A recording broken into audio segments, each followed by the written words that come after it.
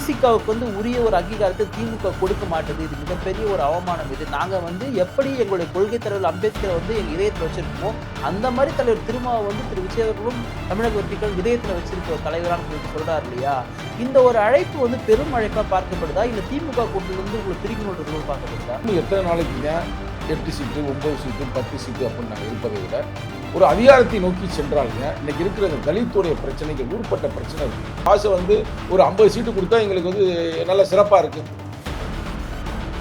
ஆட்சியிலும் பங்கு, அதிகாரத்திலும் பங்கு. 2026 விடுதலை சிறுத்தைகளுக்கு அதிகார பயிர்வு ஆண்டு. 2031 விடுதலை சிறுத்தைகளுக்கு அதிகார வென்றெடுப்பு ஆண்டு. முதலமைச்சர் ஆமாம். இப்போ ஜெயலலிதா அம்மையார் இருந்த காலத்தில் இந்த பக்கத்து எங்கள் தலைவர், இந்த பக்கத்து வைகோ. உங்களுக்கு புரியுதா? திரு ஸ்டாலின் அவருடைய பக்கத்தில் சீட்டு போட்டு உட்காரத்துல கூட தலைவர் அவர்களுக்கு வந்து பேதம் பார்க்குறாங்களா இங்கே இருக்கிறவங்க? அப்படி அவங்க பார்க்கலங்க பிரதர். யதார்த்தமாக அப்படி ஒரு புரோட்டோக்காலை கொண்டாந்து வச்சுட்டாங்க. இப்போ ஊர்னா சரி ஒன்று வைக்கணும். உங்களுக்கு புரியுதா? பேரம் பேசுகிற மாதிரி பேசினாங்க. ஆனால் விருப்பமே இல்லை. இல்லைன்னா 10 சீட்டு வாங்கின ஆளுங்க போய் 6 சீட்டு போய் நிற்போமாங்க. 10 சீட்டு வாங்கணுமா அவங்க காட்டு தயாரிக்க ஜெயலலிதா மட்டும் 10 சீட்டு வாங்கணும்ல. அப்புறம் போய் 6 சீட்டு கைத்து போட்டு வந்து வெளியில் சொன்னோம்ல, நாங்கள் வந்து பூனா ஒப்பந்தத்தில் எப்படி புரட்சியாளர் அம்பேத்கரை வந்து கையெழுத்திட்டாரோ மகாத்மா காந்தியை எதிர்த்து, அதை போலவே நான் கையெழுத்துன்னு வந்து கையெழுத்து போட்டு நீங்கள் 4 பேர் ஜெயிச்சுட்டேன்னு வச்சுங்களேன். வந்து அதிகாரத்தை வந்து சூப்பர் எழுதி வச்சுங்க. வெள்ளை பேப்பர் எழுதி வைங்க. என்ன எழுதி வைங்க? 2026 தேர்தலில் ஆமாங்க விசிகாவிற்கு திமுக ஆட்சியில் பங்கு கொடுக்கும். அப்போ பாருங்க, அப்போ எல்லாரும் ஆஃப் ஆயிடுவாங்க. ஆப்போசிட் பார்ட்டி போனால் ஆஃப் ஆயிடுவாங்க. நிம்மதி ப்ராப்பர்ட்டி மேனேஜ்மெண்ட், உங்கள் பழைய வீட்டை புதிய வீடாக மாற்றலாம் வாங்க. வாய்ஸ் ஆஃப் தமிழ்நாடு பார்வையாளர்களுக்கு வணக்கம். இன்றைய சிறப்பு நேர்காணலில் நம்முடன் இணைந்திருப்பவர் விசிகாவின் மாநில இளைஞரணி செயலாளர் திரு சங்கத்தமிழன் அவர்கள். வணக்கம். வணக்கம். தேர்தல் வருவதற்கு இன்னும் சரியாக ஒரு வருடத்திற்கு மேலே இருந்தாலுமே கூட அந்த கூட்டணி தொகுதி பங்கு பேச்சுவார்த்தை யாரெல்லாம் எங்கே வர போகிறாங்க அப்படின்றதெல்லாம் தொடங்கிடுச்சு. அண்மையில் கூட விசிகாவின் தலைவர் திருமாவளவர்கிட்ட கேட்கும் பொழுது நீங்கள் பேச்சுவார்த்தை தொடங்கிட்டீங்களா அப்படின்னு சொல்லிட்டு கேட்கும்பொழுது இல்லை, அதுக்கான நேரம் வந்து இது இல்லைன்னு சொல்லியிருந்தார். அப்படி பேச்சுவார்த்தை தொடங்குவதாக இருந்தால் ஏற்கனவே விசிகாவின் துணை பொதுச் செயலாளர் திரு வன்னியரசு அவர்கள் 25 தொகுதி நாங்கள் கேட்போம் அப்படின்ற மாதிரி அவர் சொல்லியிருந்தார். அது அவருடைய தனிப்பட்ட கருத்தாக இருந்தாலுமே கூட ஒரு இளைஞரணி செயலாளராக நீங்கள் சொல்லுங்கள், விசிகா எத்தனை தொகுதியை கேட்கலான்னு நீங்கள் விரும்புகிறீங்க? எத்தனை தொகுதியை நாம் கேட்போம் அப்படின்றத முடிவு செய்யக்கூடியவர் எழுச்சி தமிழர் தான். சரிங்களா? அதில் வந்து நம்ம ஆசையை நம்ம சொல்லலாம். ஆனால் எத்தனை தொகுதி, அதை எந்த முறையில் கேட்பது, எந்த தருணத்தில் கேட்பது அப்படின்றத எங்கள் தலைவர் தான் முடிவு செய்வார். ஏனென்றால் நாங்கள் வந்து எல்லா உயர்மட்ட குழுவில் இருக்கின்ற அனைத்து பொறுப்பாளர்களும் அந்த அதிகாரத்தை ஜனநாயக ரீதியாக எங்கள் தலைவருக்கு நாங்கள் வழங்கியிருக்கிறோம். ஆனால் தலைவர் வந்து அந்த முடிவு எடுப்பார். இப்போ அன்பு தம்பி வன்னியரசு அவர்கள் எங்களுக்கு ஒரு 25 சீட்டு கொடுக்கணும் குறைந்தது அப்படின்றது, அது வந்து அவருடைய ஆசையை அவர் சொல்கிறார். சங்கத்தமிழை வந்து எப்படின்னா 25 30 35 என்பதை விட ஆட்சியிலும் பங்கு, அதிகாரத்திலும் பங்கு அப்படின்றது இன்று நேற்று உருவாக்கப்பட்ட அந்த கோட்பாடு அல்ல. எப்பொழுது எங்கள் முதல் எங்கள் கட்சியுடைய கொடி ஏற்றப்பட்டதோ மதுரை மண்ணில் புதூரில் அப்போ சொல்லப்பட்ட அந்த முழக்கம் தான் அந்த முழக்கம். கடைசி மனிதனுக்கும் ஜனநாயகம், எளிய மக்களுக்கும் அதிகாரம் என்ற அந்த கோட்பாடோடு. அப்போ இன்றைக்கி எங்கள் தலைவருக்கும் ஏறக்குறைய இப்போ 63 வயதுக்கு மேலே ஆகிவிட்டது. சரிங்களா? இந்த தருணத்தில் வந்து நாங்கள் இன்னமும் எத்தனை நாளைக்கு தான் 8 சீட்டு 9 சீட்டு 10 சீட்டு அப்படின்னு நாங்கள் இருப்பதை விட ஒரு அதிகாரத்தை நோக்கி சென்றால் தான் இன்றைக்கி இருக்கிற இந்த தலித்துடைய பிரச்சனைகள் ஊர்பட்ட பிரச்சனை இருக்குது. 1 2 சொல்லி மாளாது. அப்போ இந்த பிரச்சனைகள்லாம் வென்றெடுப்பதற்கு ஒரு ஜனநாயக ரீதியாக ஒரு ஆட்சியில் ஒரு பங்கு பெற்றால் தான் அது சிறப்பாக இருக்கும். நீங்கள் வந்து அதை வந்து சாதாரணமாக நீங்கள் நினச்சிடக்கூடாது. ஏதோ அவங்க கேட்குறாங்க அப்படின்னு இல்லை. இது வந்து எப்படின்னா, இப்போ நம்ம இந்த மண்ணை வந்து நம்ம எப்படி சொல்லுவோம்னா பெரியார் மண்ணுன்னு சொல்லுவோம், பெரியார் பூமின்போம். ஒருவேளை தந்தை பெரியார் கூட உயிரோடு இருந்திருந்தால் சங்கத்தமிழ் சொன்ன கருத்தை அப்படியே 100க்கு 100ஆக ஆதரிப்பார். அவரே என்ன சொல்லுவாருன்னா, இல்லைங்க, விடுதலை சிறுத்தையுடைய கட்சியுடைய தலைவர் எழுச்சி தமிழர் வந்து இந்த ஒடுக்கப்பட்ட மக்களுக்காக தொடர்ந்து திருமணம் கூட செய்து கொள்ளாமல் 24 மணி நேரத்தில் 20 மணி நேரம் பாடுபட்டு கொண்டிருக்கிறார். ஆனால் அந்த மக்களுக்கான பிரச்சனை இன்னும் தீர்ந்த பாடாக இல்லை. ஃபார் எக்ஸாம்பிள் வந்து வேங்க வயலில் இப்படி பிரச்சனை இருக்குது, அதை கண்டுபிடிடான்னு சொன்னால் அவனே குற்றவாளின்னு சொல்கிறாங்க. இந்த காலத்தில் வந்து நல்லா ஒரு படித்து கடிச்சு ஒடுக்கப்பட்ட மக்கள் ஒரு வீடை கிட கட்டி ஒழுக்கமாக கஷ்டப்பட்டு சம்பாரித்து ஒரு புல்லட்டை வாங்கி புட்டுன்னு ஓட்டினோம்னா கையை வெட்டுறாங்க. சரி, கையை வெட்டி போட்டிங்களடா தருதலை பயல்களா, சாதி விரி பிடிச்ச நாய்களா அப்படின்னு சொல்லி எதிர்த்து நாங்கள் வந்து டக்குன்னு வந்து அதுக்கு அந்த ஒரு பையனை தானே வெட்டின, நாங்கள் பூரா வரோம் அப்படின்னு மதுரையில் போய் நாங்கள் போய் புல்லோட்டு ஓட்டினோம். உடனே இந்த அரசாங்கம் என்ன பண்ணுச்சுன்னா எங்கள் மேலே வழக்கு போட்டுருச்சு. சரிங்களா? அது மட்டும் அல்லாமல் எடுத்து பாருங்க, மேல்பாதின்ற ஒரு ஊர் பக்கத்தில் இருக்குது. அங்கே வந்து ஒரு பறையர் சமூகத்தை சார்ந்த கதிரவன் என்ற தம்பி ஒரு பொறியியல் வல்லுநர், அவர் உள்ளே போக முயற்சி பண்ணுறாரு கோயிலுக்குள்ளே சாமி கும்பிட்றதுக்கு. வேற ஒன்றும் இல்லை, அங்கே போய் நகையை திருடுறதுக்கு போல, போய் அங்கே இருக்கிற சிலையை திருடுறதுக்கு போல சாமி கும்பிட்றதுக்கு, ரைட்டா? ஆனால் அந்த தம்பி அடித்து விரட்டினாங்க. அந்த தம்பி கோர்ட்டுக்கு போயிட்டாரு. கோர்ட்டு என்ன சொல்லிருச்சுன்னா, மானங்கட்ட அரசாங்கமே அப்படின்னு சொல்லலை. நான் சொல்கிறேன் ஆனால் நீதிமன்றம் அப்படி சொல்ல. என்னங்க, ஒரு பையன் வந்து வர்றாங்கன்னா வந்து பாதுகாப்பு தர வேண்டியது உங்களுடைய பொறுப்பு இல்லையா? ஆனால் ஒழுங்காக அந்த தம்பியை வந்து சாமி கும்பிட வைங்க அப்படின்னு நீதிமன்றம் தீர்ப்பு வழங்கிருச்சு. ஆனால் இது வரைக்கும் அரசாங்கம் வந்து ஒன்றும் செயல்பட்டதாக தெரியவில்லை. இது மாதிரி சொல்லிக்கிட்டே போகலாம். நாங்கள் வந்து டாஸ்மார்க்கை ஒழிக்க வேணும்னு சொல்கிறோம். ஆனால் டாஸ்மார்க்கை ஒழிக்காமல் கள்ளச்சாரம் மேற்கொண்டு அதிகமாக இப்படி புரிஞ்சுக்கோ. ஒருங்க மை டியர் ஃப்ரெண்ட் ப்ளீஸ், நான் மன வருத்தத்தில் பேசுகிறேன், நொந்து போய் பேசுகிறேன். இவ்வளவு சிக்கல்கள் இருக்கிறனால இந்த சிக்கலை வந்து பாவம் ஆளுங்கட்சியாக இருக்கிறவங்களால கான்சன்ட்ரேட் பண்ண முடியல. அவங்களுக்கு பல பிரச்சனை இருக்குது, பல சிக்கல்கள் இருக்குது, அதெல்லாம் தீர்க்கணும் இல்லை. அப்போ எங்களை ஏற்கனவே எதுக்கு வந்து ஒரு கோட்டாவில் எஸ்சின்னு கோட்டாவில் வைக்கிறாங்க? அவங்க வந்து சிறப்பு அவங்க பார்க்கணும். எதுக்கு உங்களுக்கு பட்ஜெட்டில் வந்து சப்ளான்னு ஒன்று வைக்கிறாங்க? அவங்களுக்கு தனிக்கூறுகளை உருவாக்கி அவங்களை உயர்த்த வேண்டும் என்பதற்காக செய்யப்படுறாங்க. அதனால் வந்து வருங்காலங்களில் நிச்சயமாக தமிழக முதல்வர் தளபதி ஸ்டாலின் அவர்களே விடுதலை சிறுத்தைகளுக்கு ஆட்சியிலும் பங்கு அதிகாரத்திலும் பங்கு கொடுத்தாங்க. பெரியார் நம்மளை வந்து ஏற்றுக்கொள்வார், பெரியாரை பார்த்தா நம்மளை மதிப்பார் அப்படின்ற நல்ல எண்ணத்தில் அவங்க செய்ய போகிறாங்க. அதனால வந்து கேட்ட கேள்விக்கு வர்றேன், இன்னும் முடிக்கலே இல்லை. அதனால வந்து நாங்கள் வந்து இத்தனை சீட்டுன்னு தான் சொல்ல மாட்டோம். இப்போ என்னுடைய ஆசை வந்து ஒரு 50 சீட்டு கொடுத்தா எங்களுக்கு வந்து நல்ல சிறப்பாக இருக்கும். ஆனால் 50 சீட்டு அவங்க தரமாட்டாங்க. கரெக்டாக திடீர்னு எத்தனை சீட்டு 6 சீட்டு 6 சீட்டு 50 சீட்டுன்றது யாருக்குமே கஷ்டமாக இருக்கும். ஒரு 30 சீட் வச்சுக்கலாமா? இல்லை, அது கூட வருத்தப்படுவாங்க. 25 ஒரு நியாயமானது. இதுனா உங்களுக்கு பார்த்தீங்கன்னா கத்திரிக்காய் கடையா 65 27 அப்படிலாம் இல்லை பிரதர். நான் நம்பர்ஸை பேச முடியாது. நாங்கள் வந்து நம்பர்ஸை வந்து இல்லை ஆட்கள் இல்லை. நாங்கள் வந்து அதாவது நம்பர்ஸ்னா ஆங்கிலம் என்ன சொல்லுவாங்க, குவான்டிட்டின்னு சொல்லுவாங்க. நாங்கள் குவான்டிட்டியை சார்ந்தவர்கள் இல்லை, நாங்கள் குவாலிட்டியை சார்ந்தவர்கள். எங்கள் தலைவர் வந்து ஒரு தத்துவ தலைமை. இன்னைக்கு கூட இந்தியாவிலேயே வந்து இன்னைக்கு எல்லாருமே சொல்கிறாங்க, இன்னைக்கு தமிழ்நாட்டில் வந்து ஒரு மாபெரும் தலைவராக எழுச்சி தமிழர்னு எல்லாம் சொல்கிறாங்க. அதில் எந்த வகையான மாற்று கருத்தும் இல்லை. எங்கள் தலைவர் தான் எல்லாத்தையுமே ஒரு மையப்புள்ளியாக இயங்கி கொண்டிருக்கிறார். எங்கள் தலைவர் முகத்துக்காக கொடுங்க. எங்கள் தலைவர் வந்து எவ்வளோ கஷ்டப்பட்ட நான் அதுதானே நீங்கள் எத்தனை எதிர்பார்க்குறீங்க? இவ்வளோனா ஒரு மதிப்பாக இருக்கும், நியாயமாக இருக்கும்னா உங்களுடைய ஆசை ஒன்று இருக்கும் இல்லையா? அது கட்சியினுடைய ஸ்டாண்டாக கூட உங்களுடைய ஆசை நியாயம்னு இருக்கும் இல்லையா? அதனால் ஆட்சியிலும் பங்கு அதிகாரத்திலும் பங்கு கொடுங்க அன்பு உடன்பிறப்புகளே அப்படின்னு நான் ஆட்சியிலும் பங்கு அதிகாரத்திலும் பங்குனா வெறும் என்னங்க இது தப்பாங்க? நியாயமானது. நான் ஆட்சியிலும் பங்கு அதிகாரத்திலும் பங்கு அப்படின்னா அது வெறுமனையா ஒரு 2 அமைச்சர் ஒரு அமைச்சர் வாங்குறதா, இல்ல 2.5 வருஷம் நீங்க சிஎம் 2.5 வருஷம் நாங்க சிஎம் அப்படி பேச்சாது? அந்த அளவுக்கு நாங்கள் இன்னும் வளரல. எங்களை என்னைக்குமே வந்து நாங்கள் வந்து எப்படின்னா பி ப்ரோ ஆக்டிவாக இருப்போம். Begin with end in mind. Put first thing is first.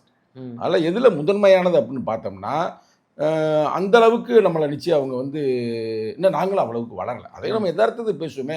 ஆனால் 2031 எங்கள் தலைவர் முதல்வர் ஆயிடுவார். 2026 விடுதலை சிறுத்தைகளுக்கு அதிகார பயிர்வு ஆண்டு, 2031 விடுதலை சிறுத்தைகளுக்கு அதிகார வென்றெடுப்பு ஆண்டு. முதலமைச்சர் ஆவார். ஆமாம் ஆமாம். இப்போ தலைவரும் அப்போல்லாம் வயசு என்ன ஆயிரும்னா ஏறக்குறைய 70 ஆயிடுவார். கரெக்டா? அப்போ வந்து ஒரு யதார்த்தமாகவே ஒரு வரக்கூடியது 70 வயசு வந்துட்டாங்களே எல்லாரும். இப்போ அவர் கூட 71 வயசுல வந்தார். 70 வயசுக்கு மேலே நம்ம ஸ்டாலின் அவர்கள் கூட அந்த ஏஜுக்கு வந்து பக்குவம் கிடைச்சிடும்.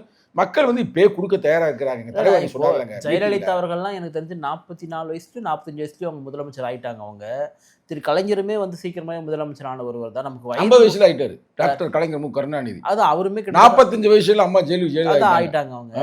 ஆனால் ரொம்ப லேட்டானாரு எம்ஜி ராமச்சந்திரன் இப்போ எம்ஜிஆரை போல எங்கள் தலைவர். கரெக்டா? கொஞ்சம் லேட்டாக வருவார். இன்னும் தெரிஞ்சுங்க, தலைவர் மேடைக்கு மேலே சொல்கிறதாங்க. இப்போ ஒரு வெயிட் தூக்குறோம்ல, அந்த போட்டியில் வந்து 100 கிலோ தூக்கிட்டாங்கன்னா கை தட்டிடுவாரு வெற்றிடா அப்படின்னு. அந்த 100 கிலோ போட்டியில் நாங்கள் 150 கிலோ தூக்கினாதான் எங்களை வெற்றியை அறிவிப்பாங்க. உங்களுக்கு புரியுதா? அது தலைமுறை அது மாதிரி ஒடுக்கப்பட்டு இருக்கிறோம். அதனால் வந்து நாங்கள் வந்து வேற ஒன்றும் பெருசாலாம் கேட்கல. எங்களுக்கு அந்த சீட்டு நம்பரை கொடுங்க, நம்ம எது குழப்பம் போட்டிக்கிட்டு பாவம் 200. அவளுக்கு இன்னொரு சிக்கல் இருக்குங்க, யதார்த்தமாக பேசுவோம். அவங்க இப்போ எங்களுக்கு ஏற்றும் போது மதிமுக ஏற்ற வேண்டிய சூழ்நிலை இருக்கு, எங்களுக்கு ஏற்றும் போது கம்யூனிஸ்ட் ஏற்ற வேண்டிய சூழ்நிலை. அது கிடையாது, சரி கிடையாது. மாதிரி ஒரு மனநிலை வச்சிருக்காங்க. தப்பு இல்ல. ஐபேக்னு ஒரு தம்பி இருப்பாருல்ல ஒருத்தர், பிரசாந்த் அந்த தம்பி தான் உங்க தம்பியா அவரு? ஆமாங்க, வடநாட்டுக்காரர். வடநாட்டுக்காரனால நம்ம வந்து எல்லாத்தையுமே உடன்பரப்பாதையும் பார்ப்போம், ரைட்டா? நீ தப்பா எடுக்க வேண்டாம். அந்த தம்பி என்ன பண்ணிவிட்டாரு வந்து பெரிய, ஆனா வயசு என்னோட சின்ன பையனா தான் இருப்பேன், கரெக்டா? ஒன்றும் பிரச்சனை இல்லை. அந்த தம்பி என்ன சொல்லிவிட்டானா, எல்லாருக்கும் வந்து 6 கொடுத்து விடுங்க, முடிஞ்சு போச்சு. இப்போ அதே இப்போ சிக்கல், அவங்கள்ட்ட போய் கேட்டாலும் அவங்களுக்கே தெரியும், ஆஹா விடுதலை சிறுத்தைகள் நம்ம தமிழ்நாடு பூரா வந்து இருக்குது, அது பட்டி தொட்டிலாம் இருக்குது, அவங்களுக்கு வந்து நம்ம ஒன்னோட அவங்க மனச்சாட்சியே தெரியும். ஏங்க இப்போ காங்கிரஸ் போய் கேட்டீங்கன்னா கூட, காங்கிரஸ் எத்தனை சீட்டு கொடுத்தாங்க, கூட கொடுத்தாங்க. ஆனால் காங்கிரஸ் போய் கேட்டீங்கன்னா அவங்களே சொல்லுவாங்க நம்மளை விட அவங்களுக்கு இருக்கு. நீங்கள் இப்போ இங்கே பாருங்க, திமுகங்க, அதிமுகங்க, இதுக்கு அடுத்து தமிழ்நாடு பூரா பரவலாக இருக்கிற ஒரே கட்சி விடுதலை சிறுத்தைகள். ஆனால் என்ன சிக்கல், நாங்கள் ஒரு பிறப்பாக நாங்கள் ஒரு ஒடுக்கப்பட்ட சமூகம்ன்றால எங்களை ஒரு தீண்டத்தகாதவர்னு ஷேரியில் போய் வச்ச மாதிரியே இந்த சீட்டு கொடுக்குறது இதுமாதிரி வச்சு போடுறாங்க. இன்னும் இந்த இளைஞரணியில் வந்து இருக்கிறாங்க, நம்ம சண்டைக்கு வேறு வர்றாங்க பிரதர், அதை வேறு சொல்லணும். இந்த பேர் போடும்போது என்ன பண்ணிடுறாங்க, ஏதோ ஒரு புரோட்டோகால் சிஸ்டத்தில் டாக்டர் கலைஞர் மு கருணாநிதி அன்பு மகன் தளபதி ஸ்டாலினை போட்டுறாங்க முதல்வர், ரைட்டா? அதுக்கடுத்து நீங்கள் போய் அந்த கட்சி பேரெல்லாம் போடுறாங்க, கரெக்டா? போடும்போது எங்களை 7-8 கீழே நான் சொல்கிறேன் கரெக்டாக. ஃபர்ஸ்ட் வந்து முதல்வருடைய பேர் போடுவாங்க, ரெண்டாவது கி வீரமணி அவருடைய பேர் போடுவாங்க, மூணாவது காங்கிரஸ் கட்சி பேர் போடுவாங்க, அதுக்கப்புறம் வைகோவுடைய பேர் போடுவாங்க, அதுக்கப்புறம் கம்யூனிஸ்ட் கட்சி, அதுக்கப்புறம் வந்து இந்த இடத்துல சில ஏற்றம் இருக்கிறத பார்க்குறேன். ஒன்று முஸ்லீம் கட்சியினுடைய தலைவர் பேர் போடுவாங்க, இல்லைனா வந்து தலைவருடைய பேர் போடுவாங்க. அதில் இங்கே பாருங்க, அதில் வந்து என்ன சொல்கிறாங்கன்னா, நான் சொல்கிறது பிரதர் என்ன மம்பிள் எடுத்துடாதீங்க, என்ன சொல்கிறாங்கன்னா, பரவாயில்ல இளஞ்சிறுத்தை எழுச்சி பாசறை பொறுப்பாளர்கள் நம்மளை வந்து வைகிறாங்க, ரொம்ப ஃபோன் பண்ணி இது பண்ண பொதுத்தில் தான் எழுதுறாங்கல்ல. இப்போ நீ தமிழ்நாட்டில் வந்து டாக்டர் கலைஞர் மு கருணாநிதி இருந்த காலத்தில், நான் வெறுப்பு பிளவில் பேசி உங்களுக்கு தெரியும், இந்த பக்கத்து தலைவர் உட்காந்துருப்பாரு, இந்த பக்கத்து வீரமணி உட்காந்துருப்பாரு. அவர் பேசுறதுக்கு முன்னாடியே தலைவர் பேசி, வீரமணி பேசி, ஸ்டாலின் ஸ்டாலினுடைய அப்பா டாக்டர் கலைஞர் மு கருணாநிதி சமத்துவ பெரியார் அவர் தான் பேசுவார். அதே மாதிரி ஜெயலலிதா அம்மையார் இருந்த காலத்தில் இந்த பக்கத்து எங்கள் தலைவர், இந்த பக்கத்து வைகோ. உங்களுக்கு புரியுதா? இது மாதிரி தான் வச்சுருந்தாங்க. நீ தேசிய லெவலில் ஒரு பெரிய தலைவர், வயது வந்து நீங்கள் வந்து அதுக்காக வந்து ரொம்ப வயதாக நீங்கள் பார்க்கக்கூடாது, வந்து ஒரு முதிர்ச்சியான ஒரு பருவம் தான், எபோவ் 60ன்றது. அது மீது அரசியல் அனுபவம் உள்ளவர் தான், டாக்டரேட் வாங்கியிருக்கிறாரு, டாக்டர் தொல் திருமாவளவன். இன்னைக்கு அரசியல் ஒருங்க பேச விடுங்க. அதுதான் நான் என்ன கேட்குறேன், இப்போ திரு ஸ்டாலின் அவருடைய பக்கத்தில் சீட்டு போட்டு உட்காரத்துல கூட தலைவர் அவர்களுக்கு வந்து பேதம் பார்க்குறாங்களா இங்கே இருக்கிறவங்க? அப்படி அவங்க பார்க்கலங்க பிரதர், யதார்த்தமாக அப்படி ஒரு புரோட்டோக்காலை கொண்டாந்து வச்சுட்டாங்க. இப்போ ஊருனா சேரி ஒன்று வைக்கணும், உங்களுக்கு புரியுதா? அந்த சேரிக்குள்ளே இருக்கிற தமிழை வேற, இவன் வேற தமிழ் அப்படின்னு ஒரு யதார்த்தமாக அங்கங்கே பரப்புறாங்கல்ல. அப்படின்னு உடைக்க முடியுமா? இந்தியா பூரா அதே மாதிரி இருக்கு. அந்த ஒரு ஸ்கீமில் ரைட்டு வருதானே, அறிவாளி தான், திறமையாளி தான், உட்காந்துருப்பாங்க, 8வது உட்காருங்க, 9வது உட்காருங்க, உட்கார. ஆனால் எவ்வளோதான் அங்கே போனாலும் எங்கள் தலைவர் பேரை சொன்னாதான் கை தட்டுறாங்க, எங்கள் தலைவர் பேசினாதான் பரபரப்பாக இருக்குதுன்னு யதார்த்தம், எல்லாம் உலகம் அறிந்த உண்மை. நம்ம அதை வந்து இன்னமும் நம்ம ரொம்ப பில்டப் பண்ணக்கூடாது. நான் என்ன சொல்ல வரேன்னா, இவ்வளவு சிக்கல்கள் இருக்குது. ஆனால் அதனால் கூட ஏற்றுக்கிறோங்க வழியை.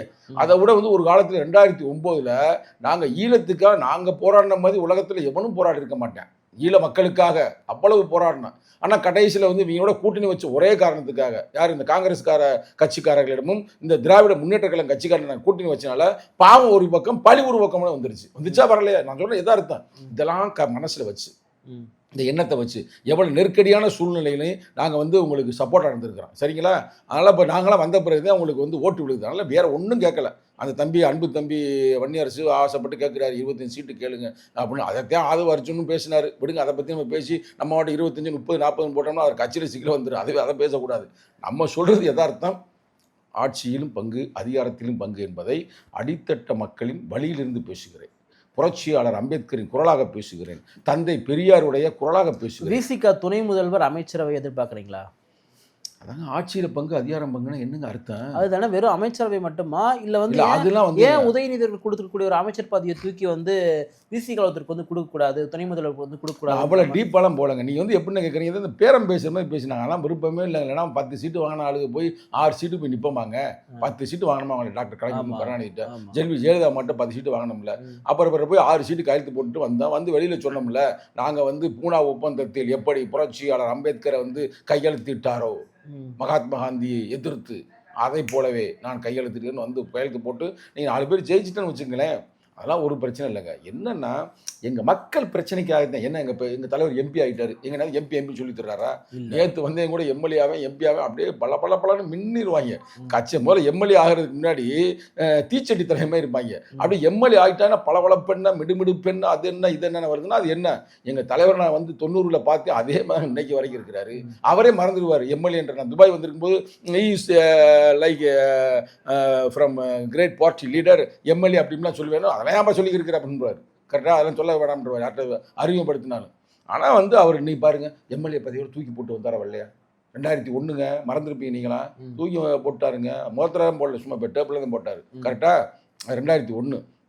இப்போ இந்த சூழ்நிலை வந்து கொஞ்சம் தயவு செய்து இந்த தத்துவங்கள் கோட்பாடு கொள்கைகள்லாம் உள்வாங்கினது வெறும் வாய்ஸ் அவுட்டராக இல்லாமல், நாங்கள் தான் வந்து உங்களை வந்து மினிஸ்டர் ஆக்கினோம், நாங்கள் தான் உங்களை படிக்க வச்சேன், நாங்கள் தான் உங்களுக்கு டவுசர் மாட்டி விட்டோம், நாங்கள் தான் உங்களை அதை பண்ண இதை பண்ணோம், பரவாயில்ல ஏதாவது பேசி தருவாங்க. பைத்தியக்கார பயிலுக்கு அது வேற பிரச்சனை. ரைட்டா?